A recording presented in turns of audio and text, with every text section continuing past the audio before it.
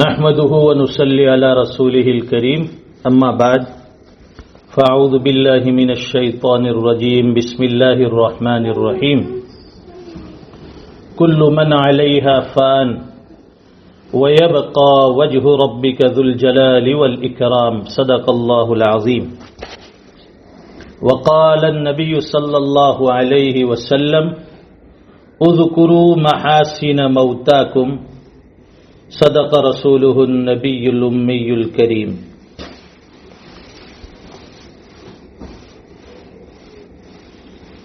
اللہ تعالیٰ نے انسان کو جو قیمتی زندگی عطا فرمائی، یہ بہت ہی قیمتی اور بہت ہی مفید زندگی ہے. ایک ایمان والے کی زندگی اللہ اور اس کے رسول کے حکموں کے مطابق گزرتی ہے تو وہ کامیاب ہے، اور اگر اللہ اور اس کے رسول کے حکم کے خلاف ہم زندگی گزاریں گے تو یہ زندگی ہماری گویا کہ دنیا بھی خسارے میں اور آخرت بھی خسارے میں. جب بھی انسان دنیا میں آتا ہے اللہ تعالیٰ اس کا رزق بھی لکھ دیتے ہیں اور اس کی زندگی بھی دے کر اسے بیچتے ہیں. وہ پیدا کہاں ہوگا، اس کی شادی کہاں ہوگی، اس کی اولاد کتنی ہوگی،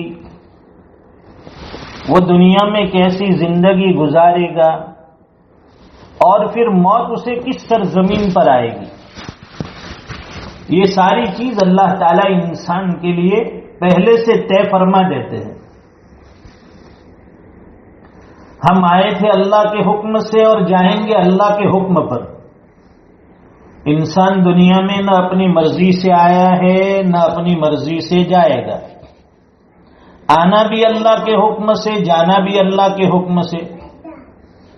جب ہمارا آنا اور جانا اللہ کے حکم کے اوپر ہوگا تو پھر درمیان کی جو زندگی ہے وہ بھی اللہ کے حکم کے مطابق ہو جائے تو سمجھ لیجئے کہ کامیابی ہمارا مقدر ہے. ہم کہتے تو ہیں کہ بھئی اللہ نے ہمیں دنیا میں بھیجا ہے، اور یہ بھی کہتے ہیں کہ جب اللہ کی طرف سے بلاوا آئے گا چلے جائیں گے، لیکن درمیانی زندگی میں ہم غفلت میں آ جاتے ہیں، نفس اور شیطان کی مان کر چلتے ہیں. شریعت کے مطابق زندگی گزارنے میں ہماری کوتاہی رہتی ہے. اس لیے اللہ نے قرآن کریم کی اس آیت میں کیا فرمایا؟ کل من علیہا فان. دنیا کی ہر چیز کو فنا ہونا ہے، ہر چیز کو مٹنا ہے، ہر چیز کو ختم ہونا ہے. ساری چیزیں فنا ہو جائے گی، ختم ہو جائے گی، مٹ جائے گی. وَيَبْقَى وَجْهُ رَبِّكَ ذُو الْجَلَالِ وَالْإِكْرَامِ. اور باقی رہنے والی ذات تیرے اللہ کی ہے. اللہ ازل سے ہے اور ابد تک رہیں گے، یعنی ہمیشہ سے ہے اور ہمیشہ رہیں گے. ہم لوگ عارضی طور پر آئے ہیں اور زندگی گزار کا وقت ختم ہو جائے گا تو دنیا سے چلے جائیں گے.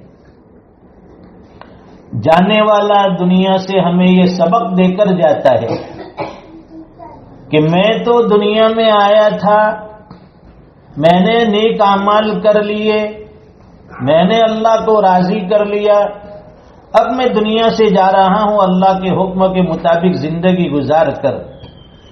جیسی زندگی میں نے گزاری تھی، شریعت والی، نمازوں والی، دینداری والی، اخلاق والی، ایسی زندگی تمہیں بھی گزارنا ہے. جب ہمارا اپنا عزیز، کوئی رشتہ دار، کوئی قریبی، اس کا انتقال ہوتا ہے تو دل میں بڑا صدمہ ہوتا ہے، بڑا غم ہوتا ہے، اور ظاہر ہے ہونا بھی چاہیے. لیکن پھر اللہ تعالیٰ اس پر صبر کرنے پر بہت زیادہ اجر سے نوازتے ہیں، بہت زیادہ نیکیوں سے نوازتے ہیں. ہمارے پاس دو راستے ہوتے ہیں، صبر کرے اور اللہ کی طرف متوجہ ہو جائے. صبر کرے اور اپنے مرحوم کے لیے دعائے مغفرت کرتے رہے۔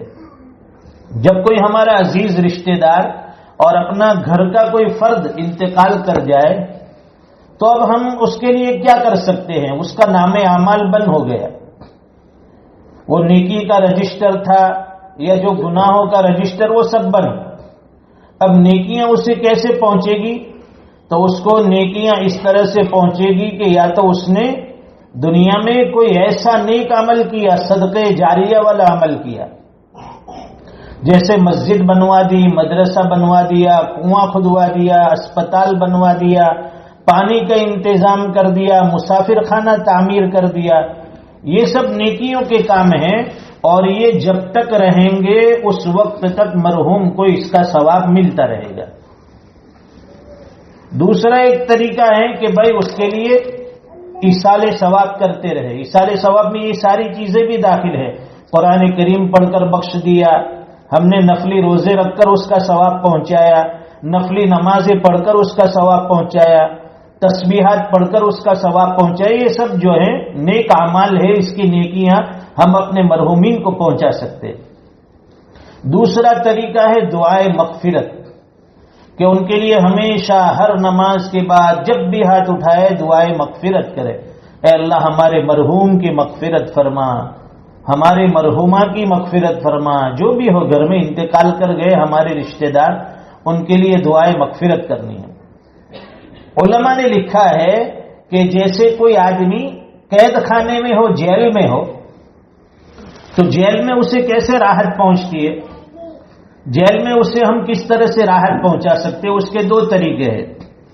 ایک طریقہ تو یہ ہے کہ ہم اس کو وقت پر کھانا پہنچاتے رہے، جیل میں قید خانے میں وقت پر کھانا پہنچایا، پانی پہنچایا، دوائی پہنچائی، کپڑے پہنچائے، اس کی ضرورت کی ساری چیزیں ہم اس کو قید خانے میں پہنچاتے رہے، اس سے بھی اس کو راحت ملتی ہے کہ چلو بھائی ہمارے رشتہ دار ہمارے لیے کھانے پینے کا انتظام کر رہے ہیں، ہم سے ملاقات کے لیے آ رہے ہیں۔ تو گویا کہ اس کا مطلب یہ ہے کہ ہم نے اسے جسمانی راحت پہنچائی، کھلایا پلایا، اس کی ضرورتوں کو پورا کیا۔ تو یہ سارے کار خیر ہیں، جو نیکیاں ہیں، ہم ایصال ثواب جو کرتے ہیں تو گویا کہ ان کی روح کو ہم غذا پہنچاتے ہیں، ہم ان کی روح تک کھانا پہنچا رہے ہیں، اس سے ان کو راحت ملتی ہے۔ دوسرا طریقہ ہے کہ اگر کوئی آدمی جیل میں قید خانے میں ہے تو اس کے فائدے کی دوسری چیز اور دوسرا طریقہ، جیسے کہ ہم اس کے لیے دعائے مغفرت کریں۔ قیدی کے لیے جیل خانے میں جو قید ہے اس کے لیے سب سے بہتر طریقہ اور جو محنت کا طریقہ راستہ یہ ہے کہ اسے قید خانے سے چھٹکارا دلائے، قید خانے سے اسے آزاد کرائے، قید خانے سے اسے باہر نکالے۔ تو اس پر اس کو بڑی خوشی ہوتی ہے کہ چلو ہمارے گھر والوں نے ہمارے لیے محنت کی، عدالت میں، کورٹ کچہری میں مقدمہ لڑے، کیس لڑے، اور اس کے بعد آج مجھے رہائی مل گئی، آزادی مل گئی۔ تو ہم جو دعائیں مغفرت کرتے ہیں ان کے لیے، اللہ ہمارے مرحوم کو آزاد کر دے، ان کی مغفرت کر دے، ان کی قبر کو نور سے بھر دے، جنت کے بالا خانے میں ان کو پہنچا دے، تو گویا کہ ہم ان کو قید خانے سے آزاد کرنے کا کام کر رہے ہیں۔ یہ دونوں طریقے ہیں، اس لیے دعائیں مغفرت بھی کرنی چاہیے، ان کے لیے ایصال ثواب بھی کرتے رہنا چاہیے۔ ہمارے مرحوم بھائی جو تھے قاری یونس صاحب، اللہ غنی کی رحمت فرمائے ان کو، بڑے اچھے نیک طبیعت اور خوش مزاج، لیکن زندگی صبر و شکر میں گزری۔ کل گزشتہ ان کے ایک رشتہ دار، ان کے ایک قریبی دوست کا بیرون سے فون آیا تو وہ مجھے بتا رہے تھے کہ جب بھی میں آتا تھا انڈیا میں وہ مجھے بمبئی لینے بھی آتے تھے اور جب جاتا تھا چھوڑنے بھی آتے تھے، اور پرانی دوستی ہماری پڑھنے کے زمانے کی دوستی رہی۔ میں ہمیشہ کہا کہ قاری یونس صاحب سے کہتا تھا کہ قاری صاحب جو بھی ضرورت ہو آپ کی مجھے ضرور بتائے، کوئی بھی تکلیف ہو تو مجھے ضرور بتائے، میں انشاءاللہ آپ کی پوری مدد کروں گا، پوری ہیلپ کروں گا آپ کی، ہمیشہ میں کہتا تھا ان کو۔ لیکن کہا کہ جس وقت سے ہماری دوستی تھی آج تک، یعنی ان کے انتقال تک، انہوں نے اپنی زبان سے کبھی کوئی چیز مجھ سے نہیں مانگی۔ اتنا صبر، یعنی صبر والی زندگی، شکر والی زندگی، ہمیشہ بس اللہ سے مانگتے رہے۔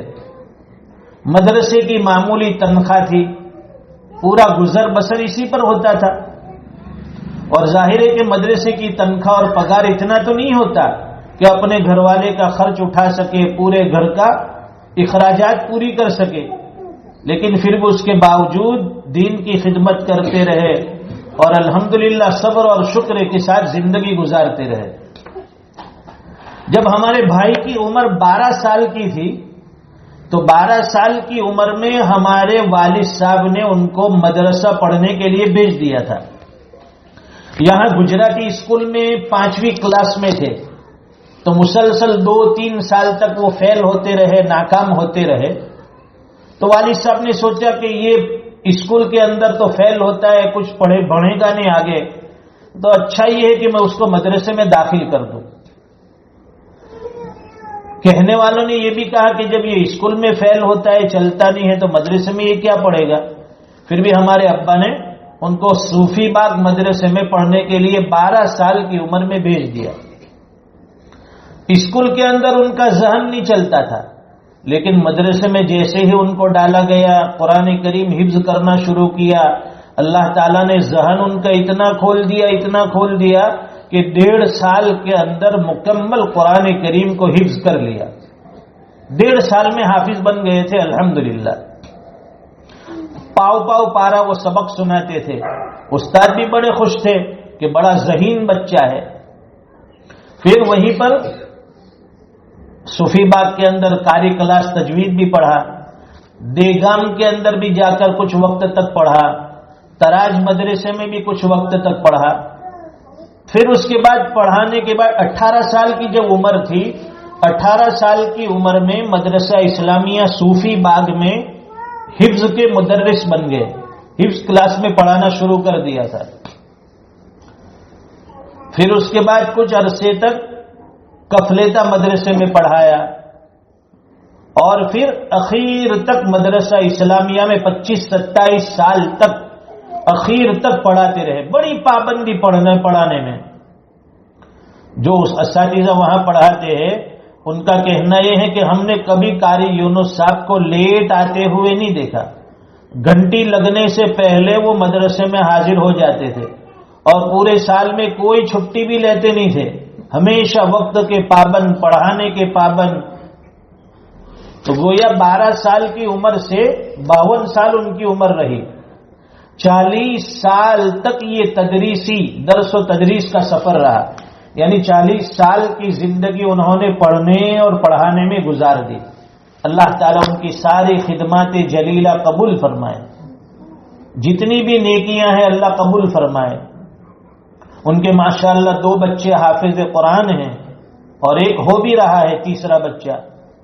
تو اولاد کا نیک ہونا، جب اولاد نیک ہوگی، حافظ قرآن ہوگی، عالم دین ہوگی، ماں باپ دنیا سے چلے جائیں گے، لیکن یہ اولاد ان کے لیے صدقہ جاریہ بنے گی۔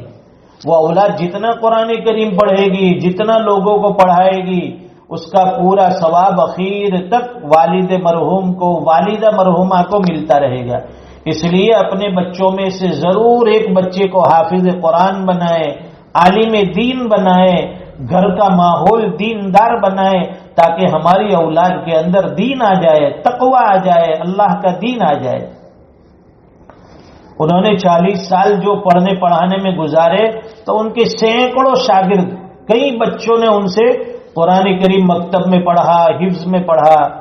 اب وہ بچے پڑھا رہے ہیں، وہ ان کے آگے پھر وہ بچے پڑھائیں گے، جب تک یہ سلسلہ چلتا رہے گا مرحوم کو اس کا اجر و ثواب اللہ تعالیٰ پہنچاتے رہیں گے۔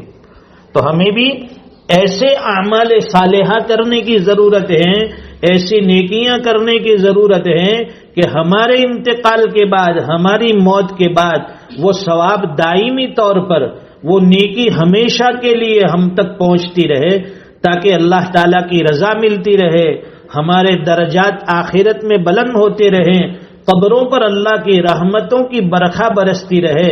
جب نیک اعمال بندہ کرتا ہے اور نیک اعمال کرتے کرتے دنیا سے جاتا ہے، تو فرشتے ان کی روح بڑی آسانی سے کھینچ لیتے ہیں۔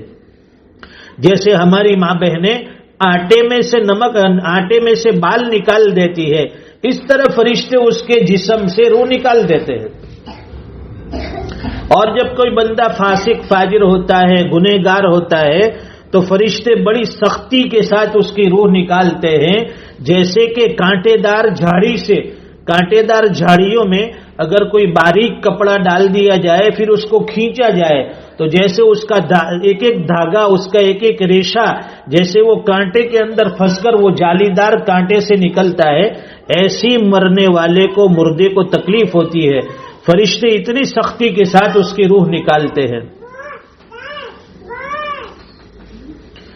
تو ہمیں اپنے مرنے والوں کے لیے دعائے مغفرت کا اہتمام کرنا چاہیے، ایصال ثواب کرنا چاہیے، خود ان کی بھی آخرت بنانی چاہیے اور ہمیں اپنی بھی آخرت بنانی چاہیے۔ جو نبی کریم صلی اللہ علیہ وسلم کی حدیث شریف پڑھی کہ بھائی اذکروا محاسن موتاکم، تم اپنے مردوں کی اچھائی، ان کی نیکیاں، ان کی خوبیاں بیان کرو، اس لیے ہمیشہ اپنے مرنے والے کی اچھائی بیان کی جائے کہ بھائی وہ ایسے تھے ماشاءاللہ، ایسے تلاوت کرتے تھے، ایسے نمازیں پڑھتے تھے، ایسے ذکر کرتے تھے، ایسی دعائیں مانگتے تھے، ایسے خیرات کرتے تھے، یہ اچھائی ان کی بیان کی جائے۔ مرنے والے کی کبھی برائی بیان مت کرو، اس کے عیوب کو بیان نہ کرو، اس لیے بتایا کہ اگر غسل کے اندر بھی اگر ہم مردے کے اندر کوئی عیب دیکھے تو اس عیب کو بھی بیان نہ کیا جائے۔ اللہ کے رسول کا حکم ہے اپنے مردوں کی اچھائی، ان کی خوبیاں، ان کے کمالات کو بیان کیا جائے۔ ہماری زبان پر ہمیشہ اپنے مرنے والوں کے لیے اچھائی بیان کی جاتی ہے، لیکن ہمارا کیا حال ہے کہ ہم مرنے کے بعد اپنے مرحومین کے لیے بھی برائی کے کلمات سے یاد کرتے ہیں کہ فلاں مر گیا اور یہ کام کر گیا، فلاں دنیا سے چلا گیا لیکن فلاں کام کرتا تھا، فلاں برائی کے کام کرتا تھا، فلاں گناہ کے کام کرتا تھا۔ اس سے شریعت نے ہمیں روکا ہے کہ کبھی بھی اپنے مردے کی، اپنے مرنے والوں کی برائی بیان نہ کرو۔ یہ مختصر سی زندگی اللہ نے ہمیں دے کر بھیجا ہے، آج وہ چلے گئے، کبھی ہماری بھی باری آئے گی، آج ان کا اعلان ہوا، کبھی ہمارا اعلان ہو جائے گا، آج وہ اپنے اہل و عیال بیوی بچوں کو چھوڑ کر چلے گئے، کبھی ہمیں بھی اپنے بیوی بچوں کو، اپنے گھر کو چھوڑ کر جانا ہے، کوئی ہمیشہ کے لیے آیا نہیں ہے، سب کو یہاں سے ایک دن جانا ہے، اور جانے کے بعد ہم اپنی آخرت کی طرف روانہ ہو جائیں گے، پیچھے رہنے والے اپنی زندگی کے اندر مصروف ہو جائیں گے۔ اس لیے ہر انسان دنیا سے جانے سے پہلے اپنی آخرت کی تیاری خود کرے، خود فکر کرے، اور ہمیشہ کے لیے اپنے مرحومین کے لیے دعائے مغفرت کرتے رہے۔ اپنے ماں باپ ہو، اپنے بھائی بہن ہو، اپنے دادا دادی، نانا نانی، جتنے بھی رشتہ دار ہیں، روزانہ اگر زیادہ نہ ہو سکے تو 3 مرتبہ قل هو اللہ احد سورہ اخلاص پڑھ کر ایصال ثواب کرے، ان کے لیے دعائے مغفرت کرے، آسان طریقہ ہے۔ اور کچھ نہ کچھ صدقات اور خیرات بھی کرتے رہے کہ بھائی ہمارے یہ مرحومین کی طرف سے یہ صدقات خیرات ہیں، تاکہ ان کی نیکی بھی ان تک پہنچتی رہے۔ اللہ تعالیٰ کہی سنی باتوں پر ہمیں عمل کی توفیق عطا فرمائے، ہمیں اپنی آخرت کی تیاری کرنے والا بنائے۔ بھائی مرحوم دنیا سے رخصت ہو گئے، پردہ فرما گئے، اللہ تعالیٰ ان کو غریق رحمت فرمائے، ان کی قبر پر کروڑوں رحمتیں اللہ تعالیٰ نازل فرمائے، اعلیٰ علیین میں بہترین جگہ عطا فرمائے، جوار رحمت میں اللہ تعالیٰ جگہ عطا فرمائے، جنت الفردوس میں اللہ تعالیٰ اعلیٰ اور بالا مقامات سے نوازے، ان کے پسماندگان کو، پیچھے رہنے والوں کو، بچوں کو اللہ تعالیٰ صبر جمیل اور اجر جزیل عطا فرمائے، ہمت حوصلہ عطا فرمائے۔ پیچھے رہنے والے گھر میں ان کے بچے ہوتے ہیں، ان کی اہلیہ ہوتی ہے، ان کے والدین ہوتے ہیں، بھائی ہوتے ہیں، بہنیں ہوتی ہے، جتنے بھی رشتہ دار ہیں سب کو صدمہ پہنچتا ہے، غم ہوتا ہے، لیکن سوائے صبر کے ہم کچھ نہیں کر سکتے۔ جو اللہ کے اختیار میں تھا وہ ہو گیا، ہمیں اللہ کے فیصلے پر راضی رہنا ہے، اور جب بندہ اللہ کے فیصلے پر راضی ہوتا ہے اللہ تعالیٰ ان بندوں کو بڑا پسند فرماتے ہیں اور ان کے مرحومین کی بخشش فرما دیتے ہیں۔ اللہ تعالیٰ بھی ہمیں صبر والی زندگی دے، ہمت اور حوصلہ عطا فرمائے، اور اللہ تعالیٰ پیچھے رہنے والے گھر والوں کی بہترین کفالت فرمائے، ان کے لیے بہترین انتظام فرمائے، ان کی اولاد کو اللہ تعالیٰ نیک صالح بنائے، باصلاحیت بنائے، ان کی قسمت کو اللہ تعالیٰ چمکا دے، دنیا میں اللہ تعالیٰ بہتر سے بہتر زندگی گھر والوں کو نصیب فرمائے، آمین۔ وآخر دعوانا ان الحمدللہ رب العالمین۔ مختصر دعا کر لیتے، درود شریف پڑھے۔ اللهم صل على سيدنا ومولانا محمد وعلى آل سيدنا ومولانا محمد صلاة تنجينا بها من جميع الأحوال والآفات وتقضي لنا بها جميع الحاجات وتطهرنا بها من جميع السيئات وترفعنا بها عندك أعلى الدرجات وتبلغنا بها أقصى الغايات من جميع الخيرات في الحياة وبعد الممات إنك على كل شيء قدير۔ ربنا آتنا في الدنيا حسنة وفي الآخرة حسنة وقنا عذاب النار۔ اللهم اغفره وارحمه وسكنه في الجنة، اللهم اغفره مغفرة تامة وارحمه رحمة عامة، اللهم اغفر له وارحمه وعافه واعف عنه واكرم نزله ووسع مدخله واغسله بالماء والثلج والبرد ونقه من الخطايا كما ينقى الثوب الأبيض من الدنس، وابدله دارا خيرا من داره وزوجا خيرا من زوجه وأهلا خيرا من أهله وادخله الجنة وأعذه من عذاب القبر وعذاب النار۔ پیارے اللہ ہم سب کے گناہوں کو معاف فرما، ہم سب کی خطاؤں سے درگزر فرما، ہماری لغزشوں کو معاف فرما، پیارے اللہ ہم پر رحم اور کرم فرما، ہماری بخشش فرما، ہماری مغفرت فرما۔ اے اللہ ہمارے مرحوم بھائی قاری یونس صاحب کی مغفرت فرما، کروٹ کروٹ انہیں چین سکون عطا فرما، ان کی قبر پر کروڑوں رحمتیں نازل فرما، اعلیٰ علیین میں بہترین جگہ عطا فرما۔ اے اللہ انہوں نے پوری زندگی قرآن کریم کی خدمت کی، قرآن کریم کو پڑھتے رہے، پڑھاتے رہیں اور پوری پابندی کے ساتھ قرآن کریم کی خدمت کرتے رہے۔ پیارے اللہ ان کی ان خدمات جلیلہ کو قبول فرما لیجئے، آخرت میں ان کے لیے نجات کا ذریعہ بنا دیجئے۔ اے اللہ آپ ان سے راضی ہو جائیے، اے اللہ آپ ان سے راضی ہو جائیے، ان کا اکرام فرما دیجئے، جنت میں اعلیٰ مقامات سے نواز دیجئے۔ اے اللہ ان کی روح کو سکون عطا فرما، ان کی روح کو اطمینان عطا فرما، دنیا کی پریشانیوں سے تنگ آ کر وہ آخرت کی طرف روانہ ہو گئے۔ اے اللہ آپ کی بارگاہ میں پہنچ گئے ہیں، آپ کے دربار میں حاضر ہو گئے ہیں، آپ کے بلاوے پر لبیک کہتے ہوئے اس دفانی دنیا کو چھوڑ گئے۔ اے اللہ اے اللہ اے اللہ ان کے جانے سے گھر والوں کو جو صدمہ ہے، پیارے اللہ ان کو ہمت عطا فرما، اہل و عیال اور بچوں کو، گھر والوں کو اے اللہ جو صدمہ پہنچا ہے، جو غم پہنچا ہے، انہیں صبر اور ہمت عطا فرما، حوصلہ عطا فرما۔ اے اللہ ان کو اجر عظیم سے مالا مال فرما، اپنے مرحومین کے لیے اے اللہ نیکی کرنے والا، صدقات خیرات کرنے والا، اے اللہ ان کے لیے ایصال ثواب کرنے کی ہم سب کو توفیق عطا فرما۔ جس طرح انہوں نے اچھی نیکی والی زندگی گزاری، ہمیں بھی ان کے نقش قدم پر نیکیوں والی زندگی گزارنے کی توفیق عطا فرما، ہمارے گھرانے کو آباد فرما۔ جتنے لوگ آتے رہیں، خبر گیری کے لیے آتے رہیں، اے اللہ جب جنازہ حاضر تھا، میت حاضر تھی، اس وقت آتے رہیں، دلاسا دیتے رہے، حوصلہ دیتے رہے، اے اللہ ان سب کو جزائے خیر عطا فرما۔ جن جن لوگوں نے اے اللہ ہمارے مرحوم بھائی کے گھر والوں کو کھلایا پلایا، اتنے دنوں تک ان پر جو احسانات کیے، ان کو بھی دنیا آخرت میں اس کا بہترین بدلہ عطا فرما۔ جن لوگوں نے جس لائن سے گھر والوں کو راحت پہنچائی ہے، اے اللہ آپ بھی ان کو راحت پہنچا دیجئے۔ جس طرح انہوں نے ان کو تسلی دی اور انہوں نے ہمت دلائی، پیارے اللہ ان کو بھی بہترین ہمت عطا فرما، ان کو بھی راحت عطا فرما۔ اے اللہ ہمارے حال پر رحم فرما، ہماری پریشانیوں کو دور فرما۔ اے اللہ بچوں کو آنکھوں کی ٹھنڈک بنا، ہماری اولاد کو آنکھوں کی ٹھنڈک بنا، نیک صالح بنا، گھروں میں دینداری والا ماحول پیدا فرما، ہم سب کو 100% نمازوں کا پابند بنا، قرآن کریم کی تلاوت کا شوق عطا فرما، نیکیوں کا جذبہ عطا فرما، ہر قسم کے چھوٹے بڑے گناہوں سے ہماری حفاظت فرما، غلط رسومات سے ہماری حفاظت فرما، ہر کام شریعت اور سنت کے مطابق کرنے کی توفیق عطا فرما۔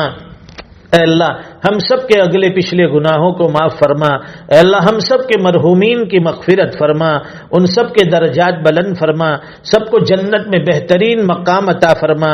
اے اللہ ہمیں بھی موت کے آنے سے پہلے موت کی پوری تیاری، پوری فکر نصیب فرما، کل میں ایمان والی موت عطا فرما، زندگی بھی آسان عطا فرما، موت بھی آسان عطا فرما، زندگی آپ کی رضا والی عطا فرما، موت بھی آپ کی رضامندی والی عطا فرما۔